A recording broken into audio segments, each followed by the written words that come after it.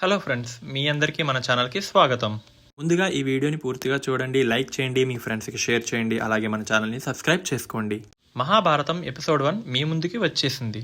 పుణ్యక్షేత్రమైన నైమిషారణ్యంలో పెద్ద పెద్ద మునులు సమావేశమయ్యారు.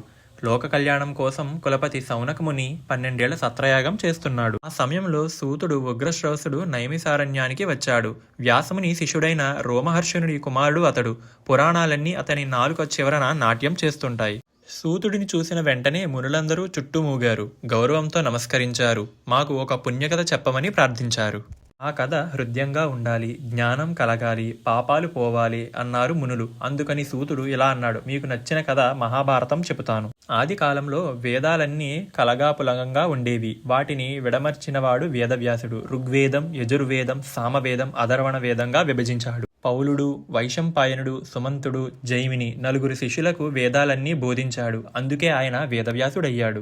తన తపశ్శక్తితో ధర్మ, అర్థ, కామ, మోక్షాలన్నిటినీ కలిపి వ్యాసముని మహాభారతాన్ని రచించాడు. 3 ఏళ్లు నిరంతరంగా ఆ మహాకావ్యాన్ని రాశాడు. దాన్ని ధర్మశాస్త్రమని పండితులన్నారు, వేదాంతమని జ్ఞానులన్నారు, మహాకావ్యమని కవులన్నారు, ఇతిహాసమని చారిత్రకారులన్నారు. అందుకే మహాభారతం అపూర్వ గ్రంథం.